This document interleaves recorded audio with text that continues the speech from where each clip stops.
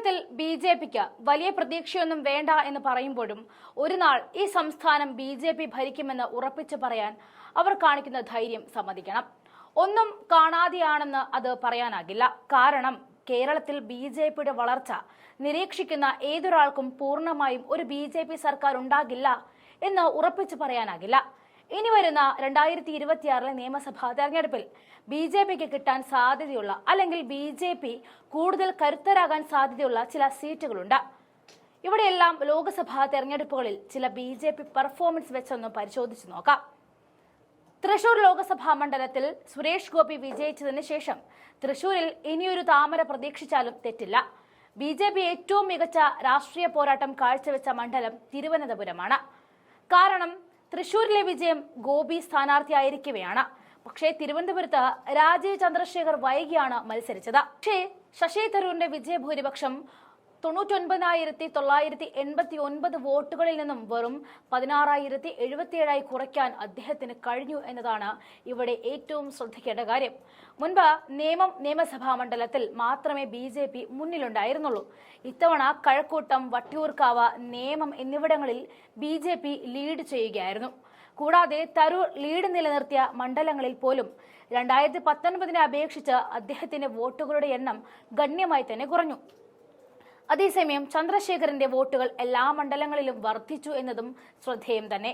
ഉദാഹരണത്തിന് ബി.ജെ.പിക്കും കോൺഗ്രസിനും ഇടയിൽ ഏറ്റവും കൂടുതൽ ഭൂരിപക്ഷമുള്ള മണ്ഡലമായ നെയ്യാറ്റിൻകരയിൽ ഇത്തവണ ബി.ജെ.പിക്ക് ഏകദേശം 4,000 വോട്ടുകളാണ് കൂടുതൽ ലഭിച്ചത്. അതേസമയം കോൺഗ്രസോ 8,000 വോട്ടുകൾക്ക് അടുത്ത് നഷ്ടപ്പെടുകയും ചെയ്തു. ത്രികോണ രാഷ്ട്രീയ പോരാട്ടത്തിൽ ബി.ജെ.പിക്ക് കാര്യമായ നേട്ടമുണ്ടാക്കിയ മറ്റൊരു മണ്ഡലമാണ് ആറ്റിങ്ങൽ. കഴിഞ്ഞ തവണ ആറ്റിങ്ങലിൽ ശോഭാ സുരേന്ദ്രൻ 2.25 ലക്ഷം വോട്ടുകൾ നേടി.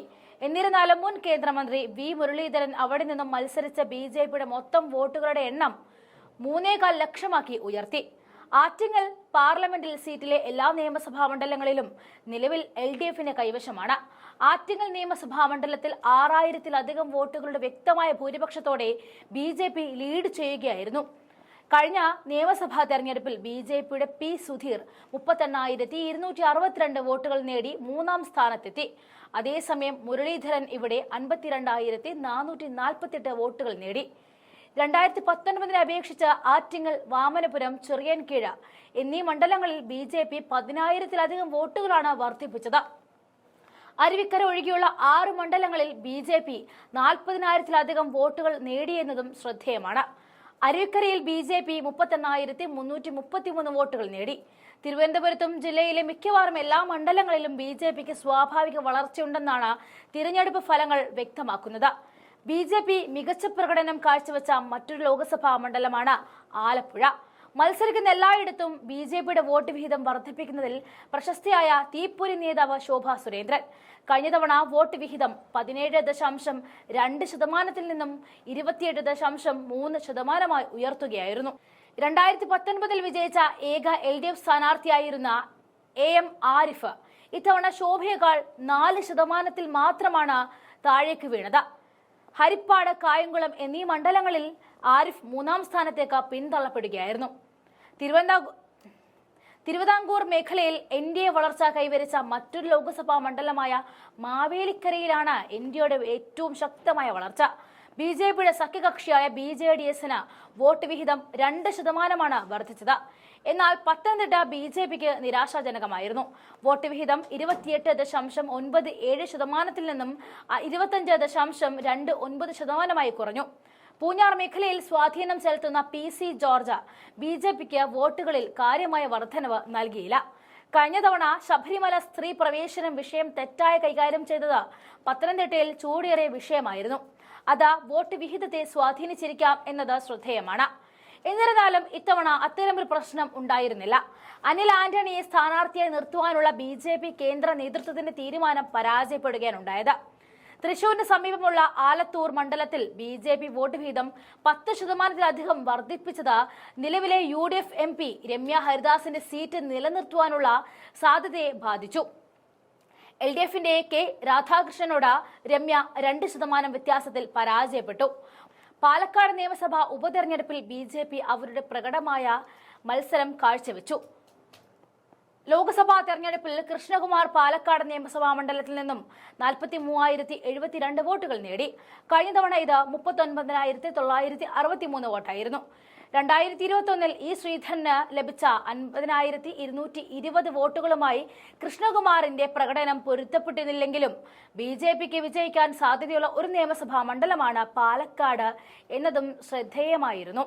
രാഹുൽ ഗാന്ധി മത്സരിച്ച വയനാട് മണ്ഡലത്തിൽ BJP സംസ്ഥാന പ്രസിഡന്റ് കെ സുരേന്ദ്രനായിരുന്നു രംഗത്തിറങ്ങിയത്. BJPക്ക് അവിടെ വിജയിക്കാനുള്ള യഥാർത്ഥ സാധ്യതയില്ലെങ്കിലും സുരേന്ദ്രൻ മികച്ച പ്രകടനമാണ് കാഴ്ചവെച്ചത്. 2019 അപേക്ഷിച്ച് BJPക്ക് 62,229 വോട്ടുകൾ കൂടുതൽ ലഭിച്ചു. പ്രചാരണ വേളയിൽ സുൽത്താൻ ബത്തേരിയുടെ പേര് ഗണപതി വട്ടം എന്ന് പുനർനാമകരണം ചെയ്യണമെന്നാവശ്യപ്പെട്ട് സുരേന്ദ്രൻ വിവാദത്തിന് തിരികൊളുത്തിയത് തിരിച്ചടിയായി. സുൽത്താൻ ബത്തേരി പട്ടണം മൈസൂർ ഭരണാധികാരി ടിപ്പു സുൽത്താനുമായി ബന്ധപ്പെട്ടിരിക്കുന്നു. തിരഞ്ഞെടുക്കപ്പെട്ടാൽ പട്ടണത്തിന്റെ പേര് ഗണപതി വട്ടം എന്നാക്കി മാറ്റും എന്നതായിരുന്നു തന്റെ മുൻഗണനയെന്ന് സുരേന്ദ്രൻ പ്രസ്താവിച്ചു. രസകരമെന്ന് പറയട്ടെ, സുൽത്താൻ ബത്തേരി നിയമസഭാ മണ്ഡലത്തിൽ നിന്നും സുരേന്ദ്രന് 35,709 വോട്ടുകൾ ലഭിച്ചു. 2019 അപേക്ഷിച്ച് ഏകദേശം 20,000 വോട്ടുകളാണ് കൂടുതൽ കിട്ടിയത്.